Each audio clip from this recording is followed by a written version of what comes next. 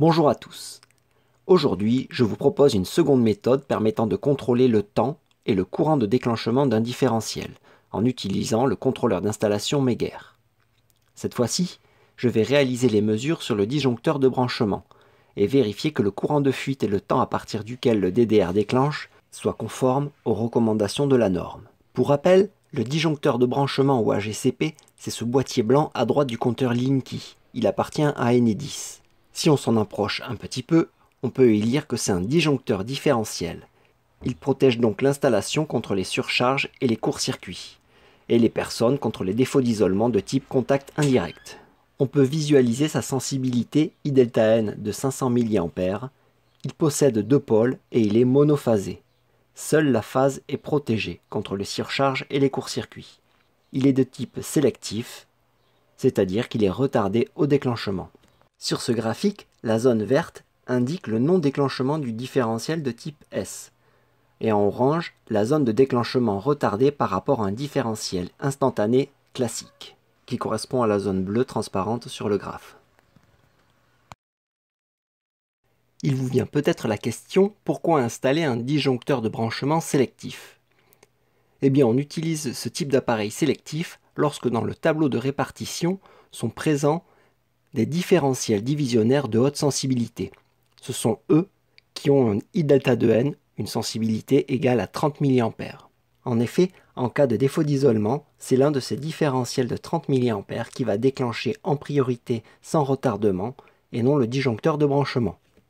Ainsi, on évite de couper l'énergie électrique de toute la maison. L'autre raison justifiant l'installation d'un disjoncteur de branchement de type sélectif est la présence d'un parafoudre dans l'installation électrique. Pour réaliser la mesure sur DDR avec ce contrôleur d'installation Meguer, il faut utiliser deux cordons. Le rouge, je le connecte à la borne L1. La pointe de touche présente un bouton de test, facilitant la mesure. En effet, il suffira d'appuyer sur le bouton pour lancer le test. Pour le cordon vert, j'y place une pince crocodile et l'autre extrémité, je la relie à la borne verte correspondant à la terre.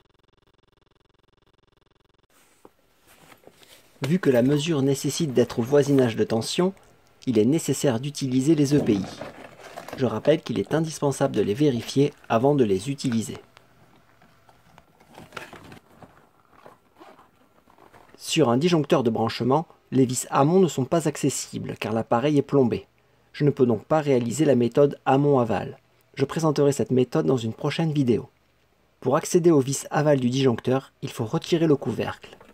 Ce côté n'est pas plombé, il est donc accessible librement. J'enlève également le cache du tableau de répartition, afin d'accéder au bornier de terre.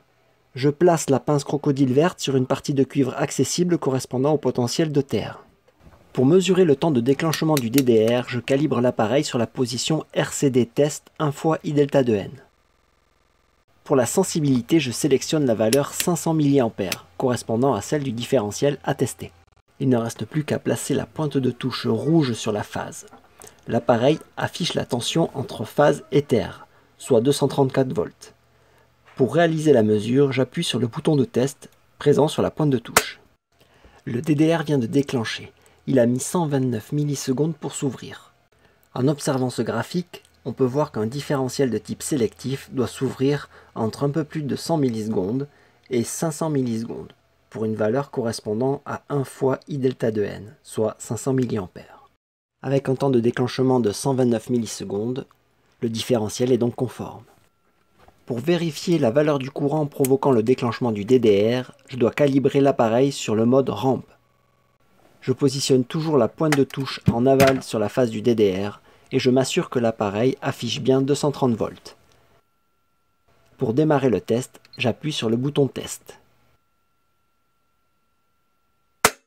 Le différentiel vient de s'ouvrir pour un courant de fuite de 375 mA.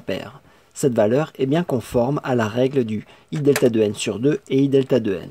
On peut donc affirmer que ce dispositif de protection assure correctement la protection des personnes, en termes de temps de déclenchement ou de courant de déclenchement. Voilà, j'ai terminé cette démonstration. Dans une prochaine vidéo sur le contrôle du différentiel, je vous montrerai la méthode amont-aval, qui ne nécessite pas de connexion à la terre et qui présente l'avantage de déclencher seulement le différentiel à contrôler, ce qui est idéal lorsqu'une installation électrique ne présente pas de bonne sélectivité. Je vous dis à bientôt, portez-vous bien.